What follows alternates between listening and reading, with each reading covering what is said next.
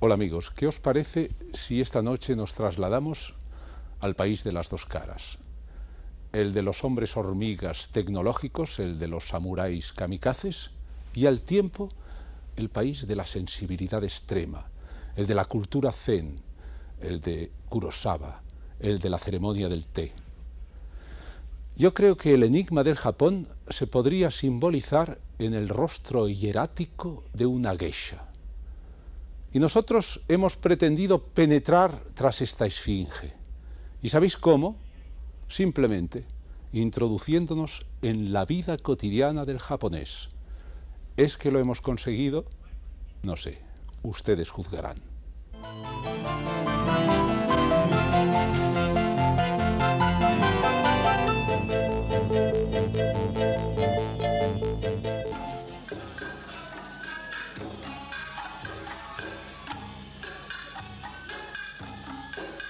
Extremo Oriente ha sido el sueño de toda mi vida, desde pequeño. Yo creo que, bueno, ya mi padre cuando me compró una enciclopedia, él no sabía nada de esto, pero conocí cosas de Oriente sin haber estado allí leyendo cuentos como Momotaro o como El espejo de Matsuyama, y bueno, aquello me daba una especie de amor irrealizable, el tener que ir, sobre todo eso, un sitio muy lejano al que hay que conocer.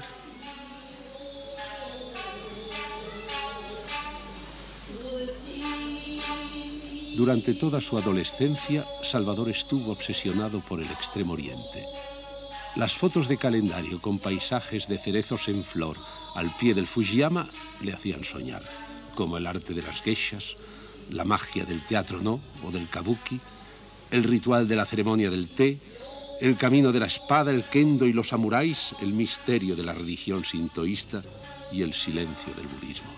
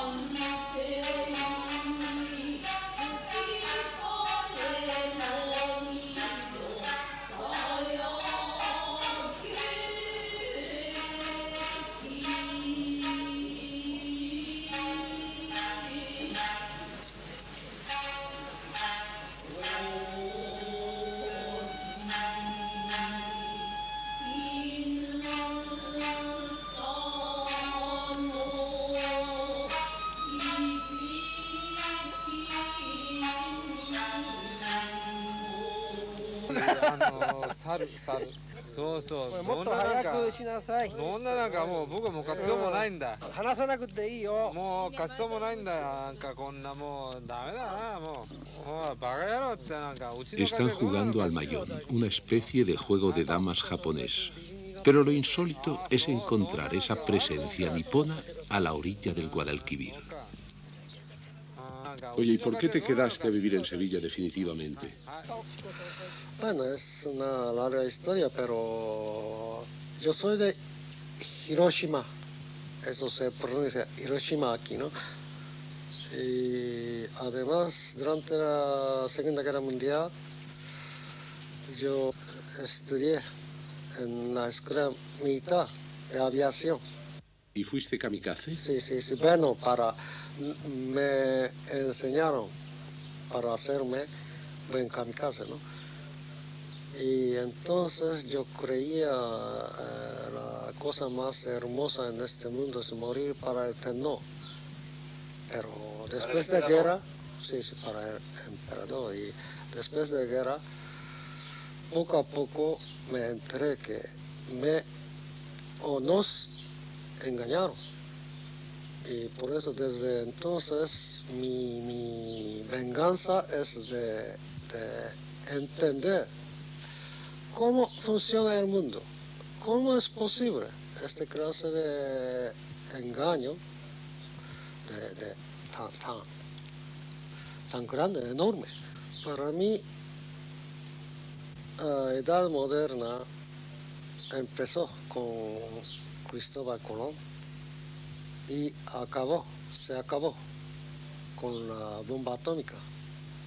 Reggie, el maestro, el japonés, y sus discípulos Federico y Salvador sueñan en el viaje imposible, la ruta de la seda, Extremo Oriente. Y con la Giralda de fondo y de presente, porque están en Sevilla. Verás tú que vamos a dar aquí la imagen del borracho. Borrachos internacionales. Borrachos internacionales. Fue en el año 70 cuando los tres amigos pueden al fin realizar su sueño, bajo la batuta del ex kamikaze japonés que se ha convertido en Sevilla en maestro de humanidades. El coche renqueante en el que salieron explota y claudica al trasponer la frontera turca. Atraviesan los desiertos de Medio Oriente, cruzan las tierras de Persia, las agrestes montañas del Afganistán, pernoctan en el lago Van, escapan de la persecución de unos bandoleros de caminos, se refugian en un convento budista en el Tíbet, meses de marcha para alcanzar la China y para poder saltar en barco hasta la anhelada meta, el Japón, la meta de la ruta de la seda. ¿Con qué medio saliste? Bueno, completamente, a la locura, más que a la aventura. Porque no hay preparación suficiente, entonces no la tenía, no tenía preparación suficiente. Pero vamos, en ese afán de querer ver cosas, además de tener dos compañeros formidables que me iban a enseñar, tres compañeros, que si no me enseñaron al principio, al final me han enseñado mucho, pero maravilloso. Sí. No, ¿con qué medio saliste? A ver, lenguas... Lenguas nada. La que tengo puesta y se ha acabado.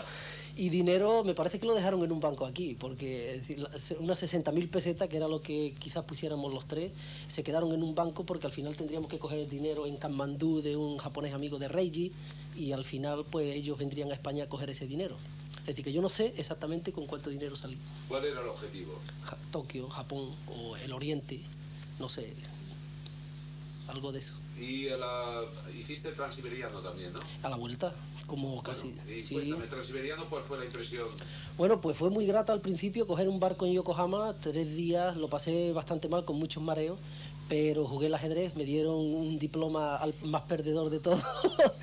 Y bueno, conmigo los rusos fueron muy simpáticos. Salvador Peña, a lo largo del camino, por afición, esboza croquis de lugares y de personajes pintorescos y curiosos. Conventos budistas, monjes tibetanos, esculturas eróticas de los templos de Khajuraho en la India, el Taj Mahal de Agra.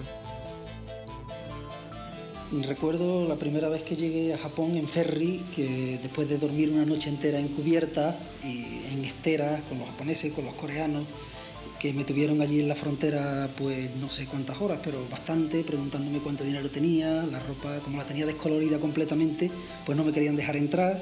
Y bueno, recuerdo aquel mar, tanta cantidad de barcos, pesqueros, cargueros. El melodrama del atún en medio de ese griterío, y con esa voz desencajada que recita precios como si declamara Racine. Esa fue la recepción que el Japón reservó a nuestro hippie español.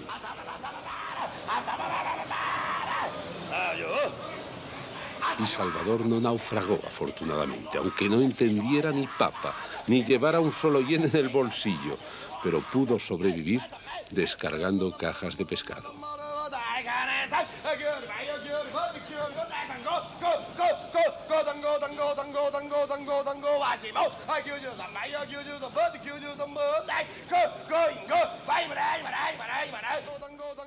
El pescado es con el arroz la base de la alimentación del pueblo japonés. Aquí se comen todos los productos del mar, y crudos, desde las algas hasta las ballenas, pasando, eso sí, por los peces venenosos, que son los más caros. Por eso, su flota pesquera es sin duda una de las más importantes del mundo.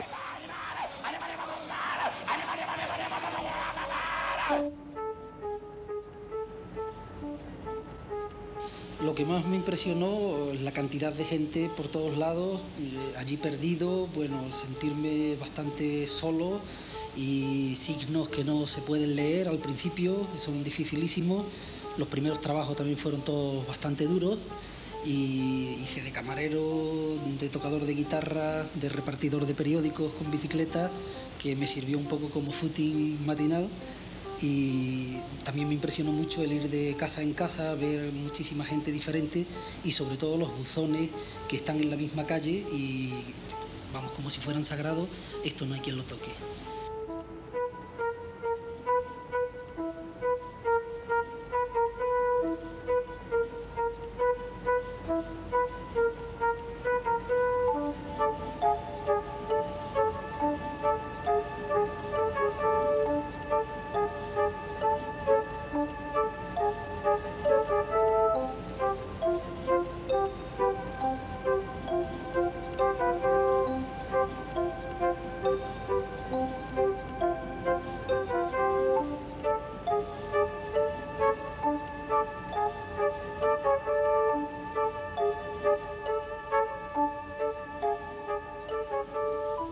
Han pasado ya unos años.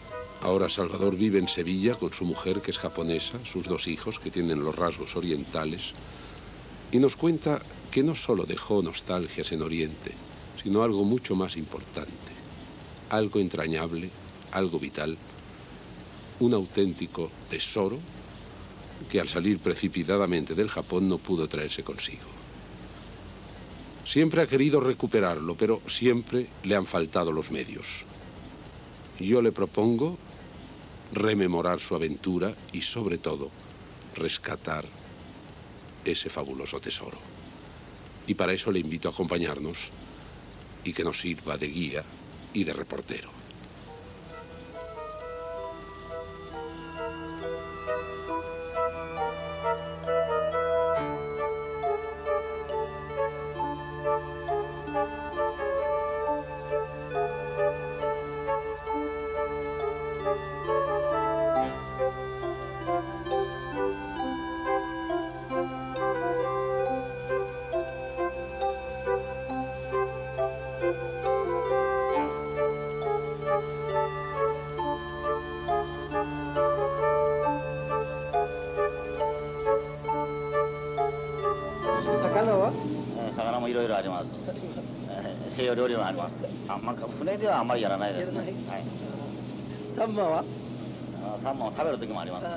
¿Qué te ha dicho el capitán?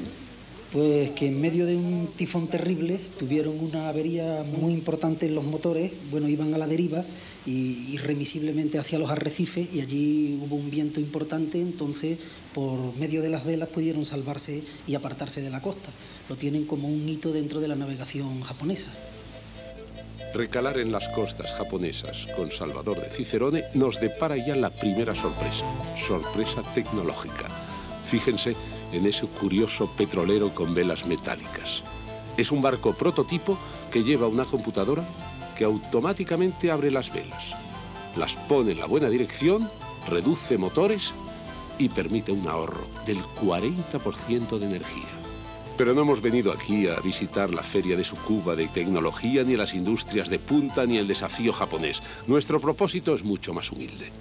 Queremos sencillamente descubrir cómo vive el japonés de a pie.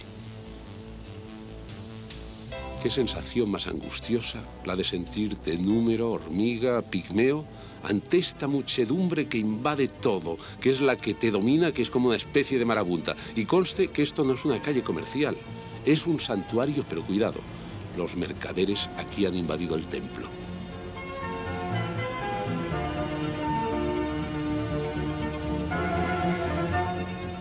¿Qué es este templo, Salvador?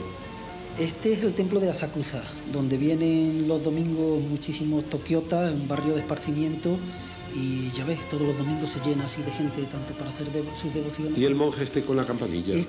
Antiguamente eran monjes peregrinos, ahora seguramente están pidiendo para el templo. Oye, hay mucho humo. Ese es el incienso purificador.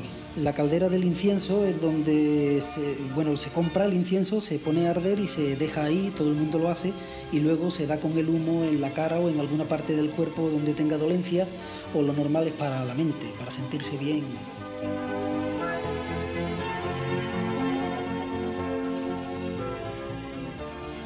¿Esos papelitos para qué sirven? Para la buena aventura. Yo también he tomado algunas veces. Son papeletas que traen y dan la buena o la mala suerte y la compran normalmente a la entrada del templo.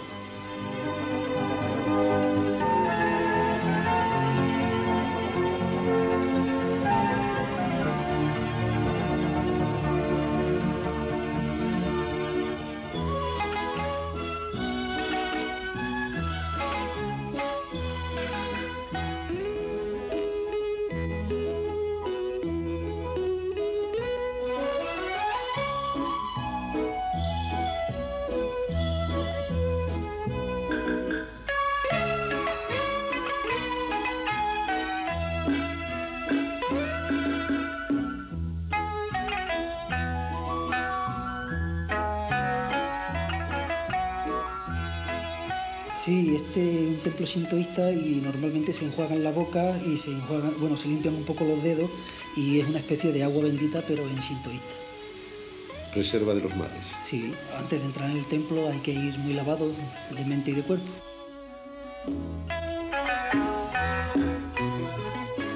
La soledad, los japoneses solo la conocen para la meditación budista. El espíritu de grupo es una constante en la escuela, en la fábrica, en la diversión, en el viaje. Es el país más anti-individualista del mundo y para que no se pierdan, llevan siempre una banderita.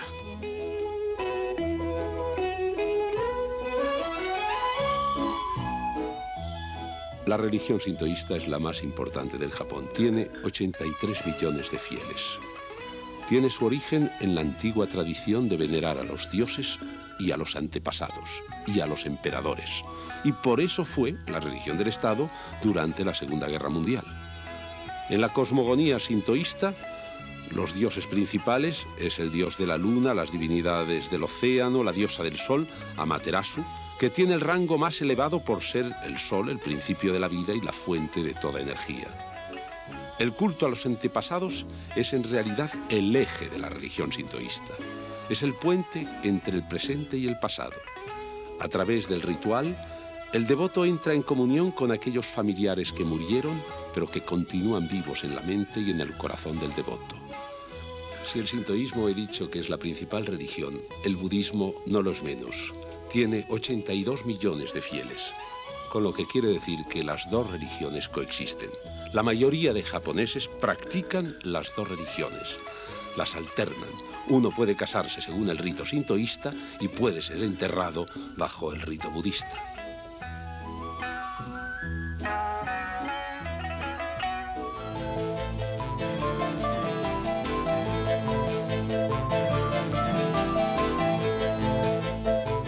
Lo que Salvador dejó en el Japón era fruto del esforzado trabajo de varios años.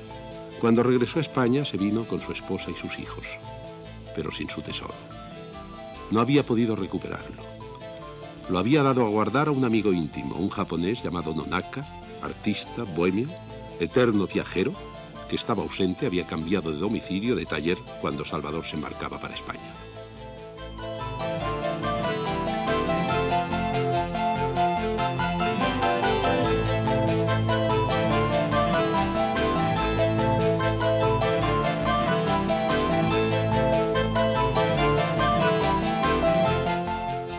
Un domingo por la mañana en el barrio joven de Harajuku es una experiencia que vale todo un tratado de sociología. Aquí, en esta zona peatonal, que está invadida por los adolescentes que vienen de la periferia e incluso de la provincia, se produce el más brutal de los choques de dos culturas. La importada de América, con su moda, su punk, su pop y la fidelidad de una tradición a ultranza milenaria a la que jamás renunciará el japonés.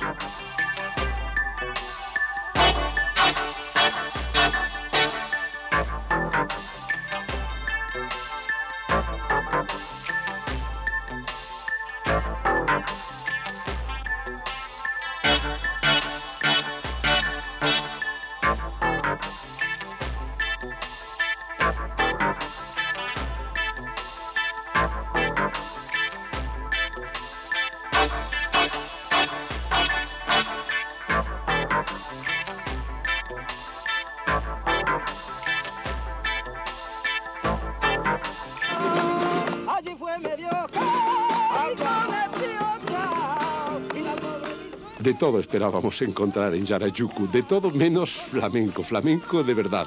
Y un cantaor improvisado que nada más ni nada menos es nuestro guía, es nuestro salvador. Y este Pepe Chocolate, que es un guitarrista digno de los mejores tablaos de Madrid o de Sevilla.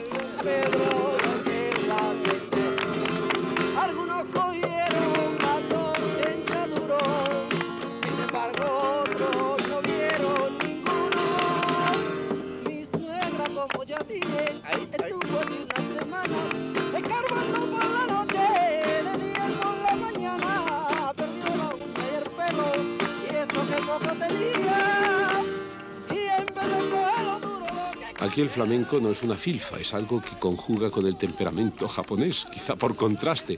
Lo cierto es que las salas de 3.000, 4.000 espectadores, no solo se llenan con Paco de Lucía, sino con bailaores de la tierra, como es el caso ahora. Rememorando los tiempos de las vacas flacas, hemos regresado a la escuela donde Salvador fue profesor.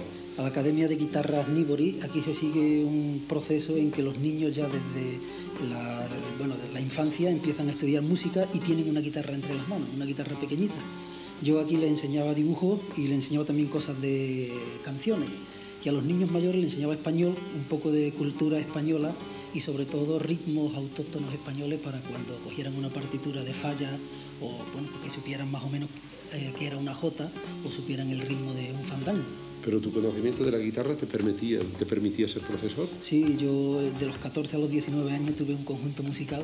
La verdad es que no, a lo mejor no muy bueno, pero allí yo tocaba la guitarra solista.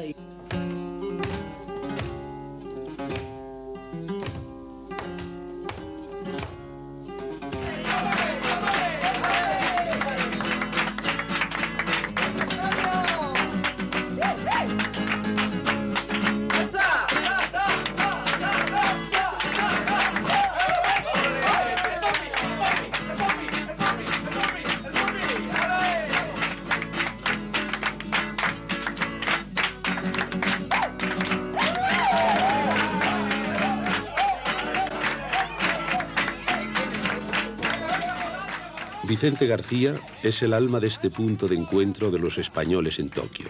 Todo el español que llega a Tokio, sea como trabajo, sea como turista, a la larga, después de comer arroz blanco y pescado crudo, pues termina por pasar por aquí y entonces pues enseguida nos hacemos amigos puesto que tenemos algo que nos une. Somos españoles o latinos en Japón. Y ya que digo, hay banqueros, hay traductores, hay profesores de universidad, hay aventureros, pintores, artistas. Yo digo, todo el que pasa por Asia, tanto sea como Corea como Tailandia, pues no puede dejar de pasar por Japón. Y gracias a Dios, pues un día u otro aparecen por aquí, lo cual hace que sea bastante divertido el estar aquí. Para que veas lo sistemático que es el japonés, lo exacto que es en todo, yo aquí doy clases de cocina los sábados. Y un buen día hice una zarzuela de mariscos para 10 personas. Me acuerdo que había algunas señoras con su librito, algunos señores cocineros de otros hoteles con su librito, o sea, que me daba la sensación que estaba en una universidad en vez de en una cocina. Y lo curioso fue que cuando una señora me preguntó que para una zarzuela de 10 personas, ¿cuántas almejas pondría? Yo le dije, señora, las almejas unos días son grandes, otros días son pequeñas. Y entonces la señora se empeñó en saber cuántas almejas llevaba la zarzuela de mariscos para 10 personas. Y yo cogí 2 puñados y dije, mire señora, 2 puñados aproximadamente, y las eché en la sartén. Y dijo, sí, pero cuéntelas.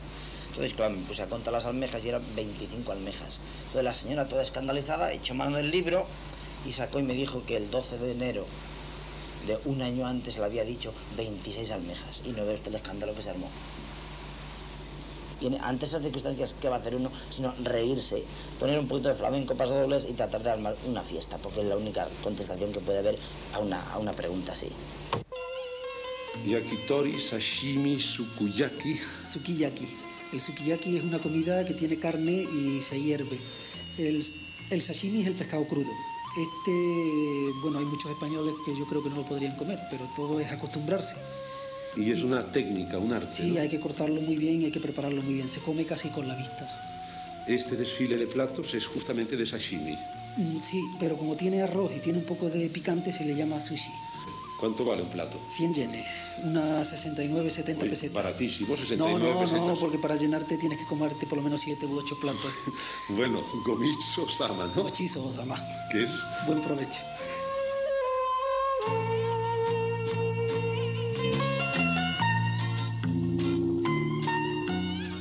Vicente, ¿tú preparas el fugu? No, eso es cosa de brujos. Como dicen los japoneses, eso del fugu es una ciencia exacta. El fugu es un pescado así, que hay que tener un diploma, has estado cocinándolo 10 años, un permiso especial para comprarlo y un permiso especial para cocinarlo, puesto que las vísceras de un pescado así pueden matar a 10 personas, o sea que eso ni tocarlo.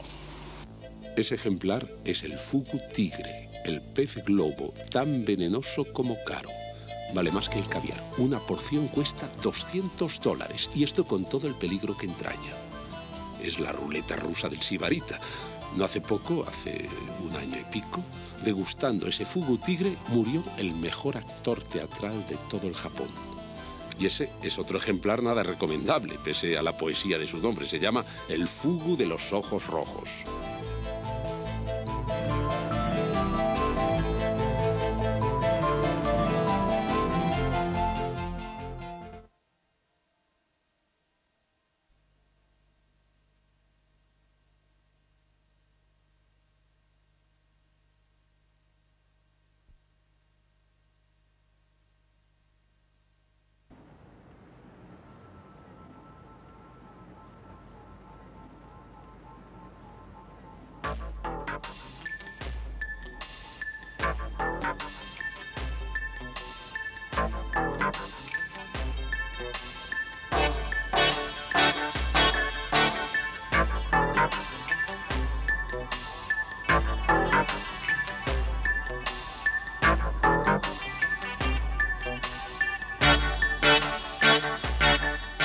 Subir la escalera en japonés significa ir de copas. Los dignos ejecutivos de la empresa, al cerrar la puerta del despacho, inician su rosario nocturno de bar en bar en el bullicioso barrio de Shinjuku.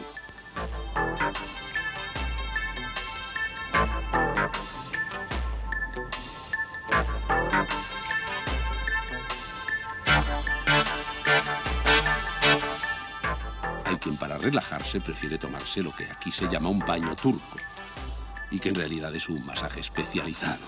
De ahí que la embajada turca llegara a protestar por la equívoca y arbitraria rotulación de dichos locales.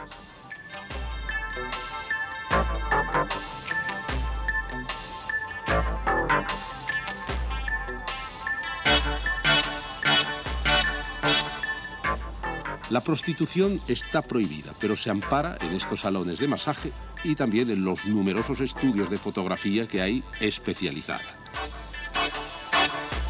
Hay cantidad de hoteles de paso, que aquí se llaman Love Hotels, equipados con gadgets sorprendentes, erotismo tecnológico, habitaciones con espejos en el suelo, camas vibratorias y con un decorado por fuera que recuerda los castillos del Renacimiento. La pasión de la electrónica es otra constante, incluso de noche. Paradas y tiendas permanecen abiertas para los locos del compacto, de la emisora o del transistor.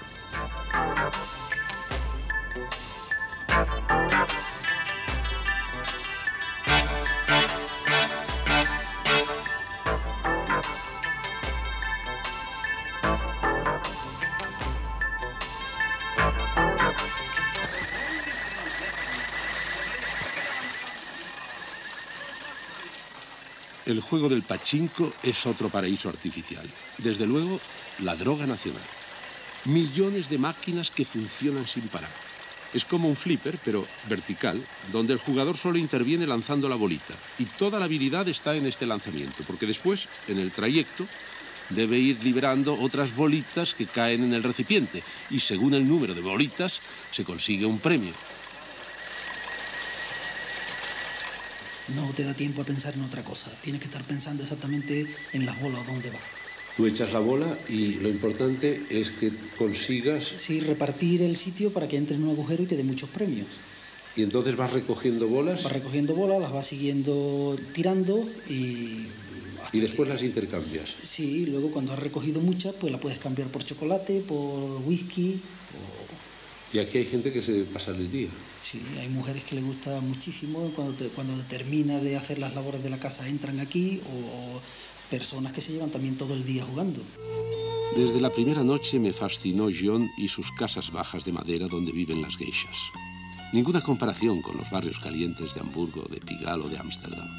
El mundo de las geishas, que cuando son jóvenes se las llama maiko, es lo más contrapuesto al mundo de la prostitución.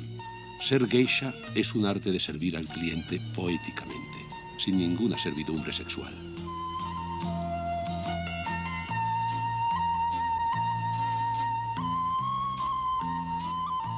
¿Y qué diferencia hay entre seducir en Oriente y en Occidente? Yo diría la seducción en Oriente es a base de delicadeza, intimidad mantenida, finura estética, poética y promesa de fidelidad, que no siempre se cumple. Y en Occidente yo pondría el clásico tipo de hombre arrollador, como el Tenorio, que arrolla a las mujeres por la pasión, por la vehemencia, cosa que en Oriente, por lo menos en Japón, no sería efectiva porque la mujer, ella misma, es delicada y no le gusta el hombre arrollador. Lo que no sabemos, porque no quedan crónicas, es cuando los portugueses tuvieron tratos en aquella época un poco anterior con las japonesas. Tenemos crónicas y me imagino experiencias modernas, pero en la época de ese autor no consta cuáles eran las relaciones, por ejemplo, que había entre las geishas de Nagasaki y los holandeses, aunque él sugiere en los últimos capítulos cómo los holandeses eran incansables en su lascivia, probablemente por ser marinos, probablemente por ser occidentales, porque una de las cosas que el autor en el libro sugiere es que cuando hay diferencia de raza, parece que se incrementa el interés, digamos, puramente erótico. Hombre lascivo y sin linaje es la obra capital del erotismo japonés que ha traducido al español el doctor Cabeza, catedrático de la Universidad de Tokio. El protagonista es una equivalencia de nuestro Don Juan, un hombre rico, seductor, que se dedica a recorrer todos los barrios de placer del Japón, descendiendo a los burdeles y escalando los palacios. Estratega del amor, su arte de seducción hecho de dulzura y de delicadeza resulta infalible.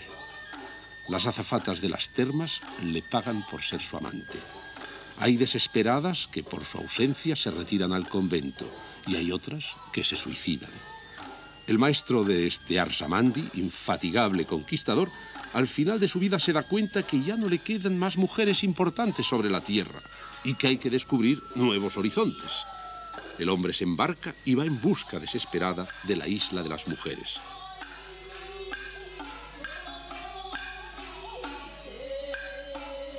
La palabra geisha viene de sha, persona, y gei, cultura. Es el símbolo del refinamiento máximo. Las geishas están organizadas en una sociedad secreta que agrupa unas 500 muchachas que se rigen por unas leyes seculares y severísimas.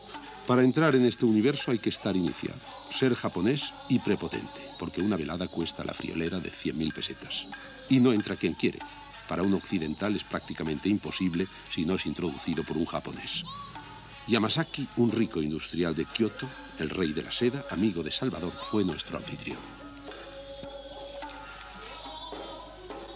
Al entrar hay que descalzarse. Nos sirven saké y té al tiempo para animar la conversación. La geisha busca siempre que el cliente se sienta cómodo, relajado. Ella está dispuesta a cantar, a bailar, a recitar poesías, a interpretar fragmentos de obras de teatro. Y la velada termina relativamente pronto, a medianoche. Aquí los hombres de negocio, los políticos, pueden hablar de sus asuntos confidenciales sin ningún complejo. La geisha ve todo, oye todo, pero jamás dirá una palabra. Esta es su regla de oro. Bien es cierto que las geishas tienden a desaparecer. Representan un lujo difícilmente asequible y las reglas draconianas a que deben atenerse son cada vez más duras de soportar, sobre todo en un mundo que se moderniza. La dueña, antigua geisha, nos habla de su profesión.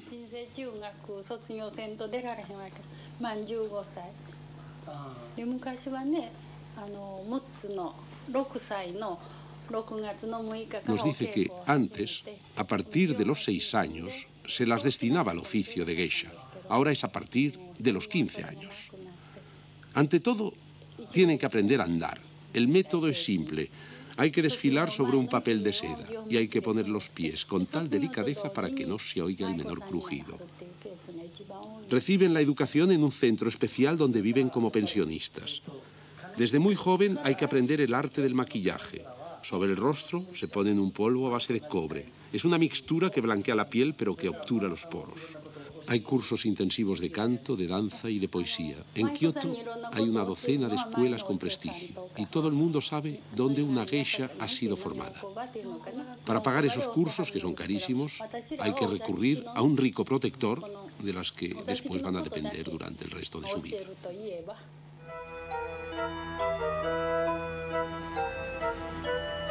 Kioto, la antigua capital imperial del Japón, donde se mantienen las tradiciones culturales y religiosas.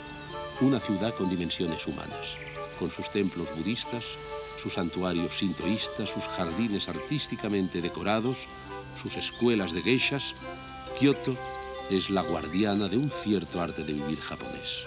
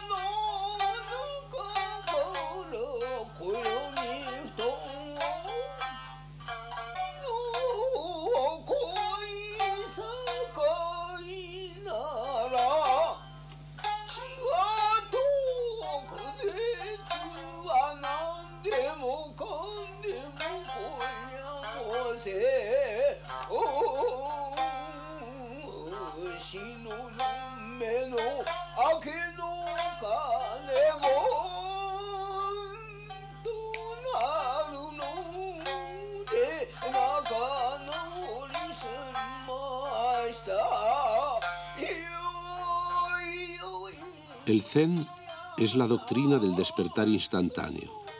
Hay que descubrir la verdadera esencia del hombre para poder alcanzar la iluminación.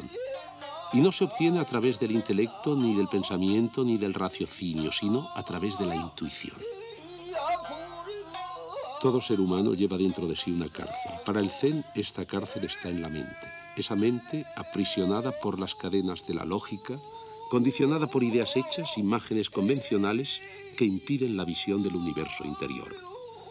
Es necesario, pues, una limpieza, barrer los conceptos falsos, liberarse de los moldes del pensamiento para poder captar la verdadera esencia de las cosas, que está en los gestos sencillos de la vida cotidiana. Un gesto aparentemente insignificante como es el murmullo del viento o el canto de un pájaro pueden decirnos mejor que todas las palabras lo que es el Zen. Vivir la vida, ser uno mismo, experimentar con toda su profundidad un amanecer, una sonrisa, el canto de un grillo, esto es lo zen. La mayoría de mortales no viven la vida como tal, sino un simulacro. No viven la vida en una experiencia directa, sino a través de hábitos y de asociaciones y convenciones. Las técnicas del zen están basadas siempre en la paradoja y están encaminadas a provocar un choque mental, un revulsivo, y cuanto más fuerte mejor. Tratan de bloquear la mente ordinaria para que así brote forzosamente la mente superior o supralógica. El aprendizaje del zen es duro, es férreo. La escuela no solo está abierta a los religiosos. Hay muchísimas empresas que a modo de ejercicios espirituales mandan a sus empleados al convento durante una semana. Es una disciplina que les va a ser muy útil durante el trabajo. Durante los ejercicios de meditación, la zazen, el maestro, no se anda con contemplaciones. Con un bastón golpea, no simbólicamente, sino de verdad, a los distraídos o a los que cometen una falta en el ritual. La iluminación zen se llama satori, y para llegar a ella se requiere una madurez interior que exige muchos años de adiestramiento. Mediante el satori, el hombre aprende a liberarse de todo lo artificial, a vivir la vida al natural, a emanciparse de la relatividad. Entonces, toda la pureza que lleva dentro aflora y el individuo se rige por su moral innata, que nada tiene que ver con la dudosa moral convencional.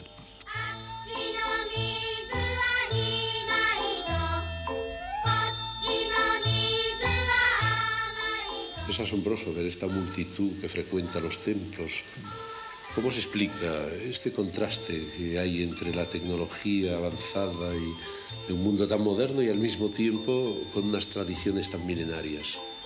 Pues quizás buscando un poco de paz, un poco de contraste con esa vida y queriendo ver lo que es tradicional y lo que les puede un poco salvaguardar espiritualmente en contra de todo ese mundo tan mecanizado.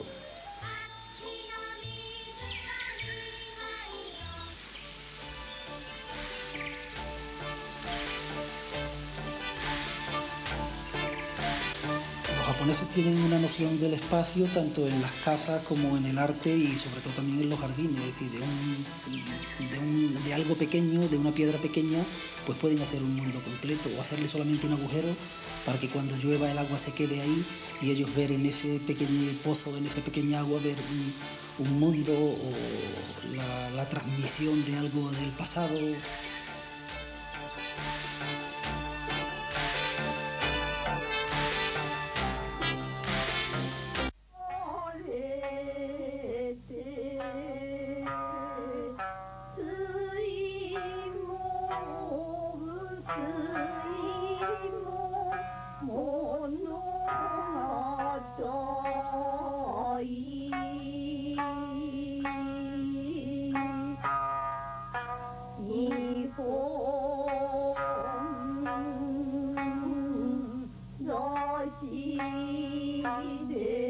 El templo de Todaiji es famoso por su estatua del Gran Buda, la mayor estatua de bronce del mundo. Tiene 16 metros de altura, fundida en el siglo VIII con 400 toneladas de bronce y 130 kilos de oro puro.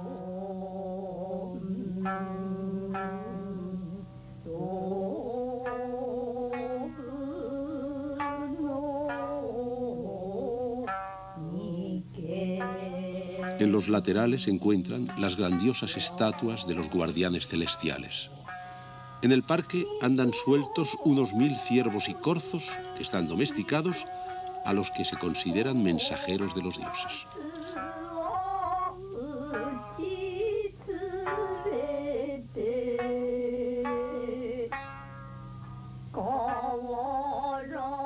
Nara fue la capital del Japón en el siglo VIII. Cuna del arte japonés y puerto de entrada del budismo procedente de Corea y de China. El budismo vino al Japón a llenar una laguna que no había podido cubrir la religión sintoísta. El budismo introdujo el elemento devocional, facilitó las técnicas de meditación y propuso una moral y también una forma de vida. La idea principal budista es seguir el camino salvador para el vencimiento del mundo y poder penetrar en el nirvana. El sendero de las 8 vías que conducen a la paz, al conocimiento, a la iluminación y al nirvana son fe recta, palabra recta, acción, aspiración, pensamiento recto y rectitud en la meditación.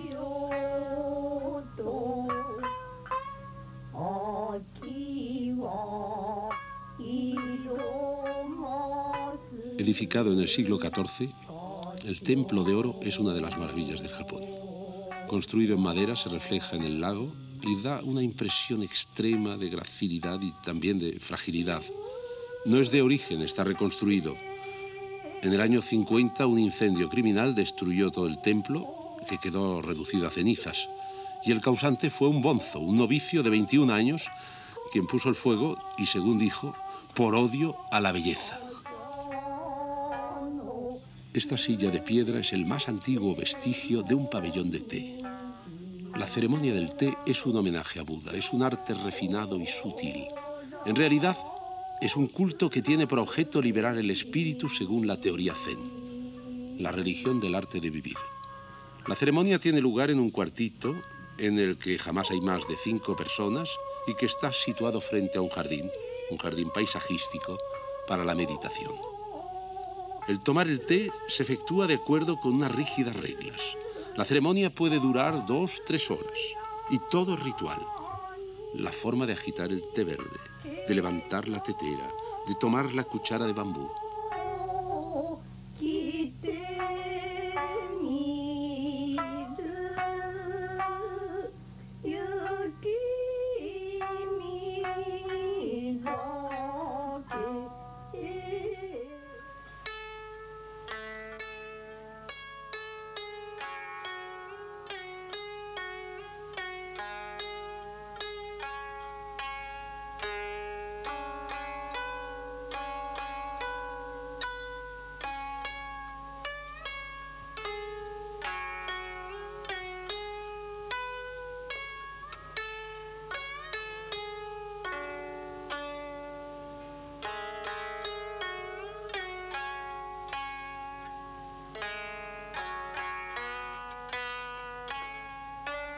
Fumiko Yonekawa es un auténtico monumento viviente. Es la mejor concertista de koto. El koto es un instrumento de música que procede de China y entró en el Japón en el año 1000. Es largo de 2 metros. Imita la forma del dragón. Sus cuerdas son de hilo de seda y se pulsa con una uña de marfil. Fumiko, a sus 88 años, ensaya cada día durante 6 horas.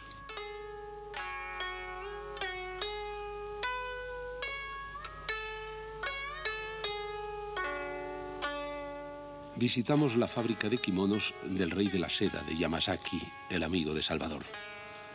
Emplean todavía un sistema artesanal, siguiendo las viejas tradiciones, tanto en el dibujo, a mano, como en el tinte, empleando colores vegetales. De ahí que un kimono de esta categoría cueste muy caro, lo mínimo 20 o 30.000 pesetas. Pero hay kimonos que son obras de arte, como los que dibuja el maestro tinturero Kako Moriguchi, que es proveedor de la corte imperial. Estos son únicos y representan 6 meses de trabajo.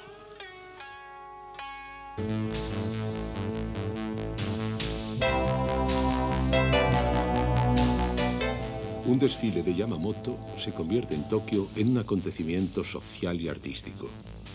Los maestros de la costura del prêt-à-porter japonés han conseguido imponer su estilo y sus tejidos a la vieja e irreductible Europa.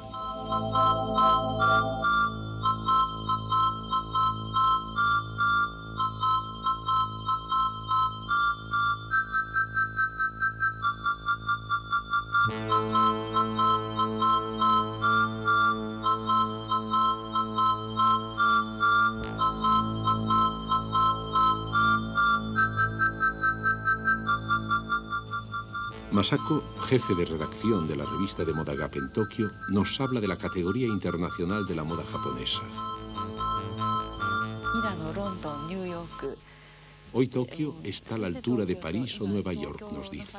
En pocos años hemos pasado de la pura imitación a la más fabulosa creación.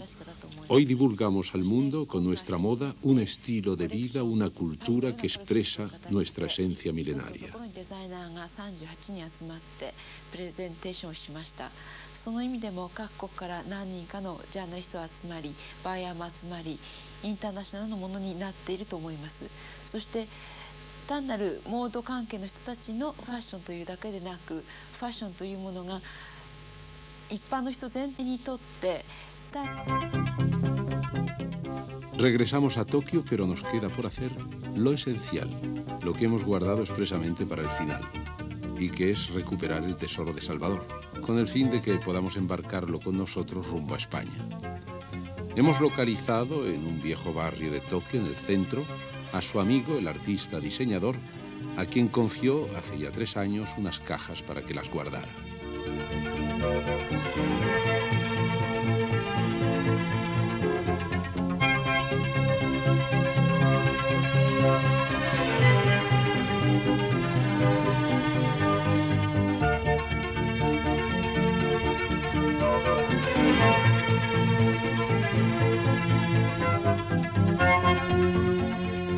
Por un vericueto de pasillos, escaleras, guardillas, talleres, llegamos al Sancta Sanctorum, la sala que encierra unas cajas rectangulares de madera. Es el embalaje.